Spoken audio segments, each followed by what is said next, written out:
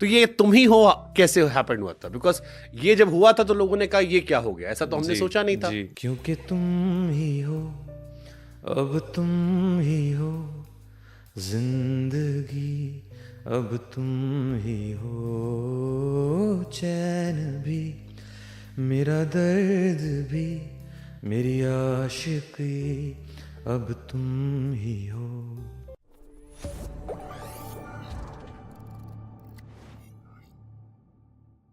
सो मैं आप लोगों का किस्सा सुन रहा था कि आशिकी 2 में शायद आपने सिर्फ एक गाना किया था, जी तुम ही हो। जी आपने कहा लो मैंने दे दिया, मेरा काम डन अब एंजॉय करो मोहित सूरी।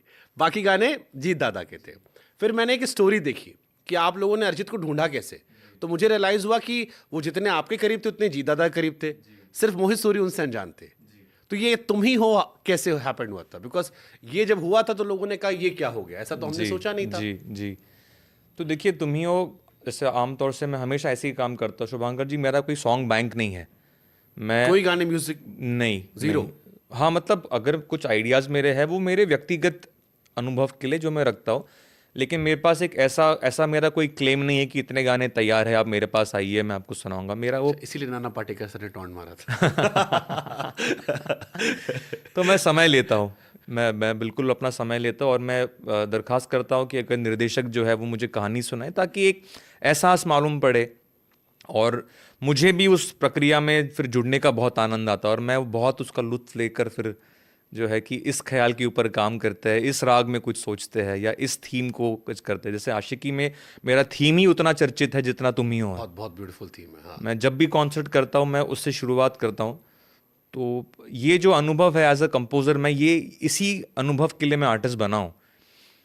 तो मुझे मोहित ने ब्रीफ दिया था कि वो एक ऐसा गीत ढूंढ रहे हैं जिसके अंदर प्रेशर नहीं था? आशिकी इतनी बड़ी हिट थी, आपके फादर ने उसमें शायद गिटार कुछ प्ले किया था उसमें, कोई उन्होंने अरेंजमेंट किया था, तो अरेंजमेंट किया जो था एक वो पीस उनका बनाया हुआ है। सांसों की हाँ जरूरत। बिल्कुल, हाँ, सारे गानों के जो इंटरल्यूड्स है सब वो मेरे अगेन पिताश्री के। ब्यूटीफुल म्यूजिक, अपने जमाने का टॉप म्यूजिक। तो 100%। प्रेशर नहीं था आप पे कि यार, क्योंकि कोई भी एक लेगेसी क्रिएट हो जाए जी उसके बाद उसका सेकेंड वर्जन है, लोग कंपेयर तो करते हैं। आप कितना भी सोचो कि नहीं करेंगे, लोग करेंगे। गदर में भी हमने किया था, हमने आशिकी में भी किया था। आपकी बात तो सही है, लेकिन कई बार क्या होता है शुभांकर जी, हम क्या एक बोलते हैं ना अंग्रेजी में कि इग्नोरेंस इज ब्लिस। कई बार हम अपने जीवन में इतने नाइव होते हैं, या हम इतने अनअवेयर होते हैं कि हम क्या कर भी रहे हैं, तो हम बस यही फोकस करते हैं। जैसे मेरा और मोहित का यही फोकस था कि ये कहानी है, आरजे और आरोह की कहानी है, इसी पे हम फोकस करते हैं।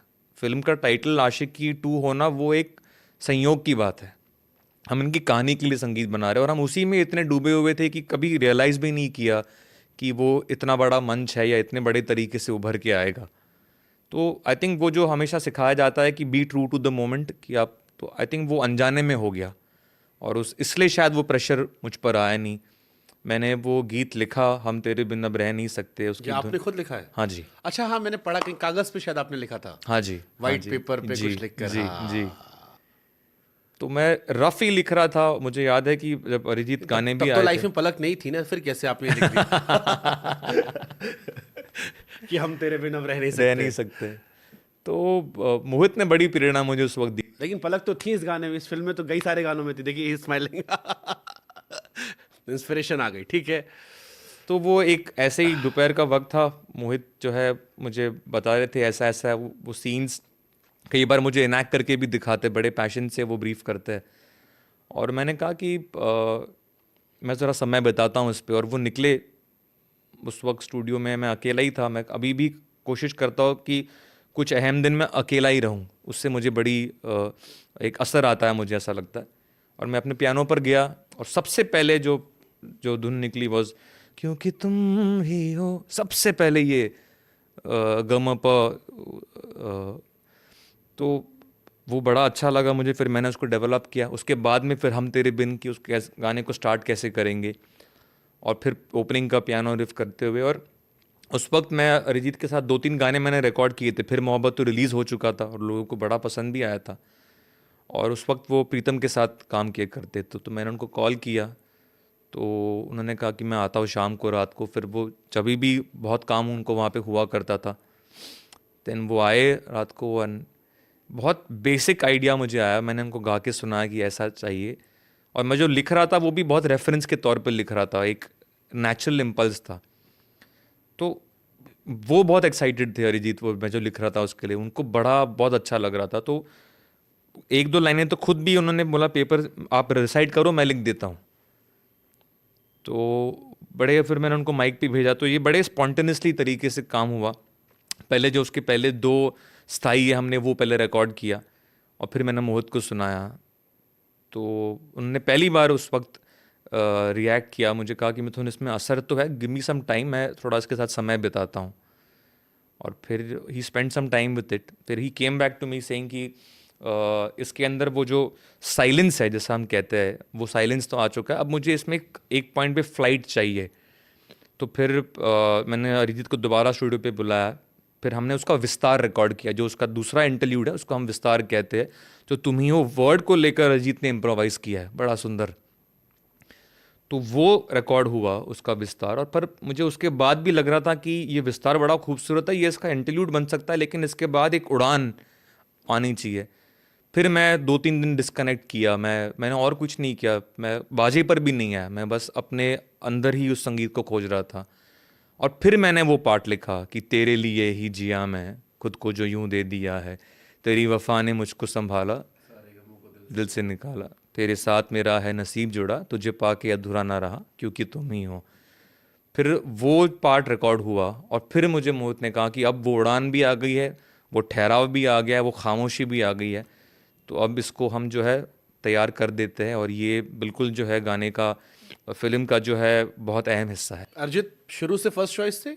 बिल्कुल बिल्कुल। मोहित को शायद आइडिया नहीं था, उन्हें कोई नहीं, मोहित को आइडिया नहीं था। हाँ, क्योंकि बाद में उन्होंने कहा कि यार ये तो अपना बच्चा है, दोनों साइड चला था, अपना बच्चा बिल्कुल, है, इज लाइक कौन है अपना बच्चा? बिल्कुल। पर मैं हम इनफैक्ट उन्होंने उस वक्त एक मुहिम भी चलाई थी, वो एक आवाज़ तलाश रहे थे, मुझे याद है प्रोडक्शन की तरफ से एक मुहिम चली थी।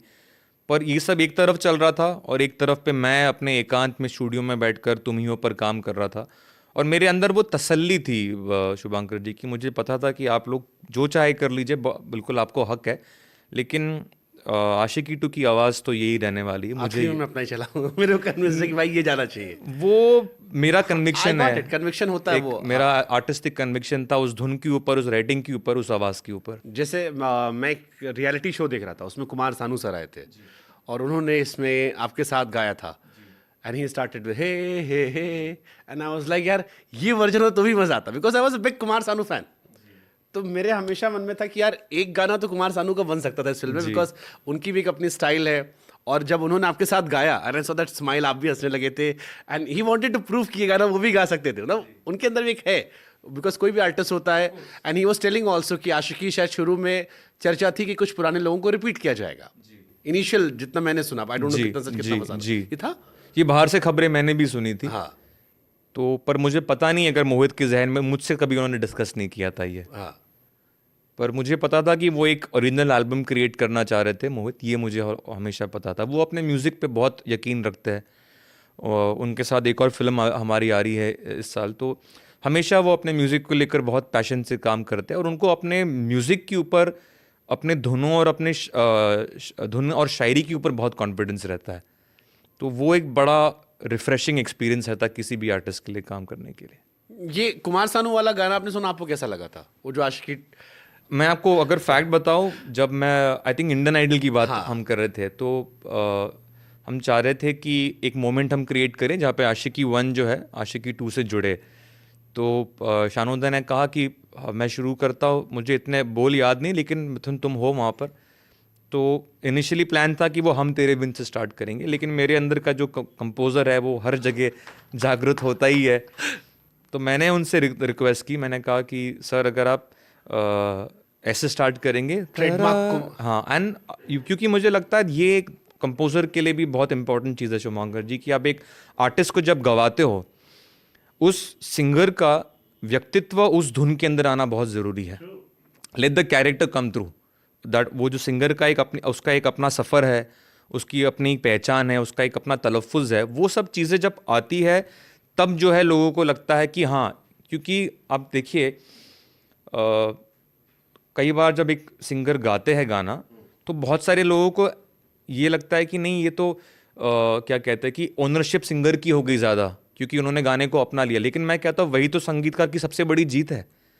अगर मैंने अपने गाने को एक सिंगर से गवाया है और अगर मैंने इस तरीके से ढाल दिया कि लोगों को लग रहा है ये गाना बनाया भी सिंगर नहीं होगा, तो भले उसी ही के लिए वो बना है। एग्जैक्टली तो अगर वो ऑन पेपर कॉन्फ्लिक्टिंग है, उससे क्या फर्क पड़ता है।